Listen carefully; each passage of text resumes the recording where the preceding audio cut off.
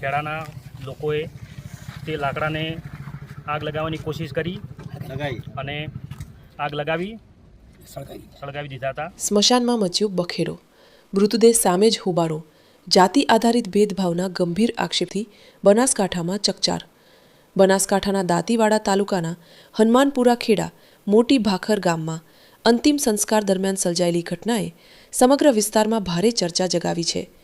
માળી સમાજ દ્વારા મામલતદાર તથા વહીવટી તંત્રને આપવામાં આવેલી રજૂઆતમાં આક્ષેપ કરવામાં આવ્યો છે કે 4 જુલાઈ 2026ના રોજ એક મહિલાના અંતિમ સંસ્કાર માટે જાહેર સ્મશાનમાં પહોંચેલા પરિવારજનો અને સમાજના લોકોને કેટલાક શખ્સોએ ગેરકાયદેસર રીતે રોકવાનો પ્રયાસ કર્યો હતો। રજૂઆત મુજબ અગ્નિ સંસ્કાર માટે લાવવામાં આવેલા લાકડાને અગાઉથી સળગાવી દેવામાં આવ્યા હતા। મૃતદેહની હાજરીમાં હોબાળો મચાવવામાં આવ્યો હતો।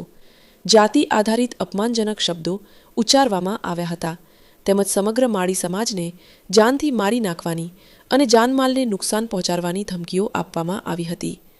પરિસ્થિતિ વણસતા 112 ઇમરજન્સી સેવાને જાણ કરવામાં આવી હતી। ત્યારબાદ દાંતીવાડા પોલીસ ઘટના સ્થળે પહોંચી હતી અને પોલીસ સુરક્ષા વચ્ચે અંતિમ વિધિ પૂર્ણ કરવામાં આવી હોવાનું રજૂઆતમાં જણાવાયું છે। અને પછી અપશબ્દો બોલ્યા હતા, ગાળાગાળી કરી હતી। પૂરા મુકામે અમારા માળી સમાજના એક મહિલા અગ્રણી બીમારી હોવાના કારણે મૃત્યુ પામ્યા હતા। એમની 4 તારીખની સ્મશાન વિધિમાં ખેડા શંકરપુરા ગામે સ્મશાન ભૂમિમાં થોડો હોબાળાનું વાતાવરણ સર્જાયું હતું। મૂકેલી કાસ્ટને પણ લોકોએ સળગાવી દીધી હતી અને અગ્નિ સંસ્કાર માટે આવેલા તમામ સગા સંબંધીઓને અને માળી સમાજના ભાઈઓને ઉશ્કેરણીજનક ગાળો બોલી અપમાનિત કર્યા હતા। વારંવાર આવી ઘટનાઓથી વાકેફ થઈ અને કાયમી આનો સુખદ નિકાલ આવે એના માટે અમે આજ મામલતદારશ્રીને આવેદનપત્ર આપવા માટે આવ્યા છીએ। આ મામલે દાંતીવાડા પોલીસ સ્ટેશનમાં તારીખ 5 જુલાઈ 2026ના રોજ ગુનો નોંધાયો હોવાનું પણ રજૂઆતમાં ઉલ્લેખ કરવામાં આવ્યો છે।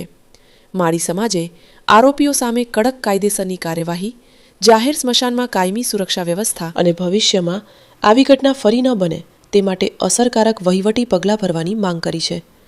સાથે જ યોગ્ય કાર્યવાહી નહીં કરવામાં આવે તો ગાંધી ચિંધ્યા માર્ગે આંદોલન અને ઉચ્ચ કક્ષાએ રજૂઆત કરવાની ચીમકી પણ ઉચ્ચારી છે। આ સમાચાર ફરિયાદ અને વહીવટી તંત્રને આપવામાં આવેલી રજૂઆતમાં કરાયેલા આક્ષેપોના આધારે મામલાની તપાસ ચાલુ છે અને અંતિમ હકીકતો સત્તાવાર તપાસ તથા કાયદાકીય પ્રક્રિયા પૂર્ણ થયા બાદ જ સ્પષ્ટ થશે। વધુ અપડેટ માટે ફોલો અને સબસ્ક્રાઇબ કરો સેન્ટ્રલ ભારત ન્યૂઝ ચેનલને। ધન્યવાદ।